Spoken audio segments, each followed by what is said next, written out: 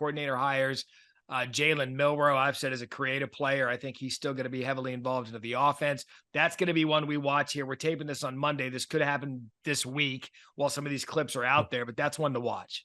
I think that one, I think Nick, and everyone goes to Nick as such the football tradition.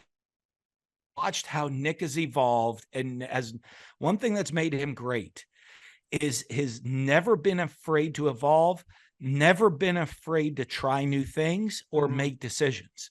I wouldn't be surprised to see a multiple quarterback system this year at Alabama, I'm sure Nick will be, I bet we can find a video clip, but if you have two quarterbacks, you have no quarterbacks. I bet you can find him saying that somewhere in the football logs in history. But I think this year he's not afraid to evolve. He's going to look at the skill sets of the guys he has. Let's put players in position, think outside to be successful. And I think he's going to do that. You're the offensive guy. I mean, would you, as an offensive coordinator, former offensive coordinator, and a head coach that called plays, I mean, would if you were in Alabama's situation, did you want to have the one quarterback, or if you had two quarterbacks that both had really good skill and you wanted to find a way to use them? I mean, I think that's part of the coaching thing. I have no problem with playing, if you have one quarterback that is great, this is our guy, we're going with him. That's fantastic. If you have guys that have different skill sets, it's not a bad thing to use them. What the key is, and everybody kind of gets all uptight on the outside. The guys on the inside know the plan. The guys that are sitting in that quarterback meeting know the plan and know what's going on and knows the strengths that each of the other one brings and knows that, hey, if we use this guy's strength in these situations and we use this guy's strength in these situations, it's going to be the best for the team. And quarterbacks, and they want to win. People want to win.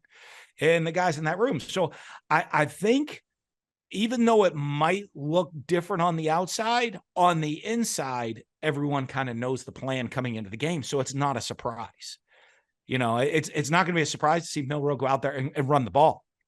Right. It's not. And we want to use some of this where Tyler Buchner is going to come in and say, okay, hey, I know and I'm going to be in certain situations and we're going to utilize each other's strengths.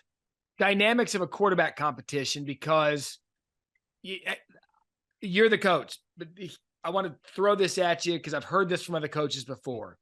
They've always told me, we don't decide who starts at quarterback. The team decides who starts at quarterback because it's obvious in practice who they gravitate towards. Yeah.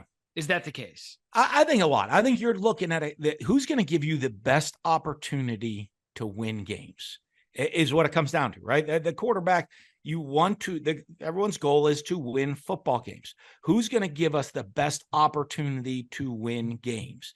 And I think you'll look at a lot of situations that are out there where you have very, very talented guys that might not be starting, and it's like, okay. And we see some of these battles and, hey, this young quarterback's coming up and boy, you hear so many special things and he's so talented.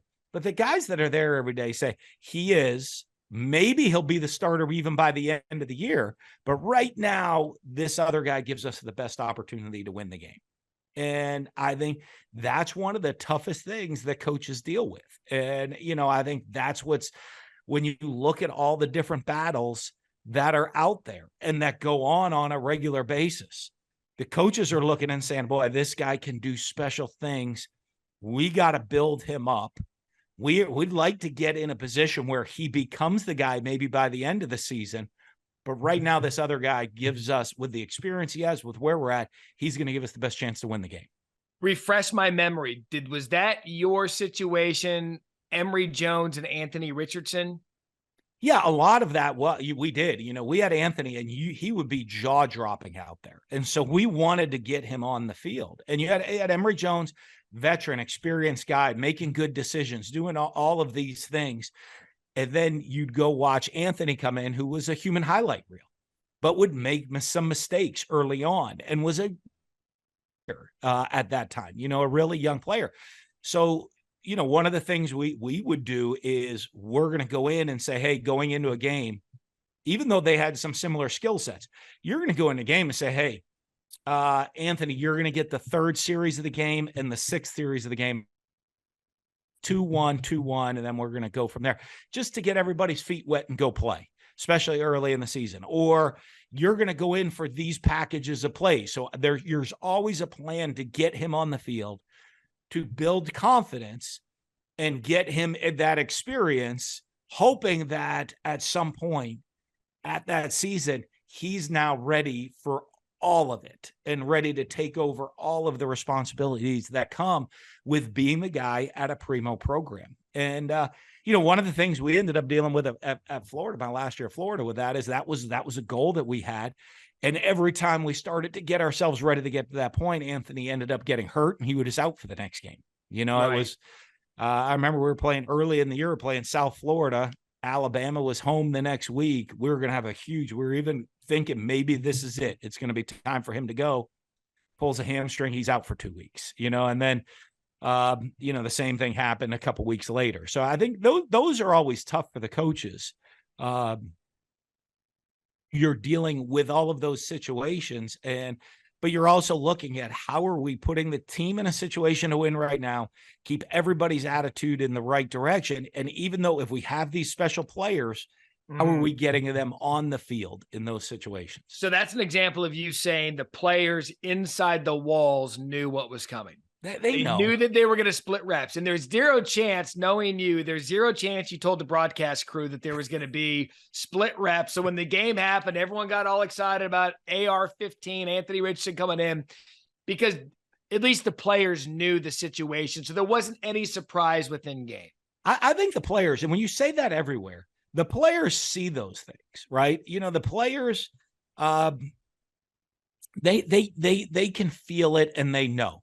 Players are out there practicing. If you have a special young talent, they go look and say, they know. They're like, wow, that was, they're like the other players, they're wowed by things that happen on the field.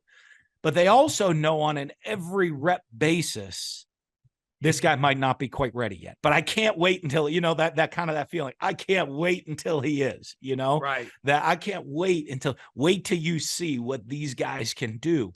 And it's not, maybe not even at every position. I mean, you'll be out there at the running back position, right? And you're sitting there and saying, holy cow, when this guy gets the ball in his hands, this is unbelievable things happen. Now, he's not real solid on his protections. It goes the wrong way sometimes. He doesn't really know the route tree yet.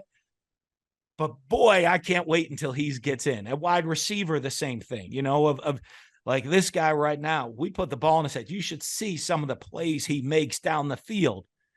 Now, he's got to get consistency in his route running because, we got to convert on 3rd and 6 every once in a while too. But boy, special things happen. So at every position, I think the players see that. So they know we're going to get this guy on the field, and they can't wait for something special to happen when he gets on the field, even if they're not ready to be an every down player. Yeah, and look, and we always see it because coaches lock media out of practices, and so there's look, if you guys would just be more transparent, there wouldn't be all this outside speculation. I mean, the paranoia is unbelievable. You guys are absurd. Thanks for watching ESPN on YouTube. For live streaming sports and premium content, subscribe to ESPN+.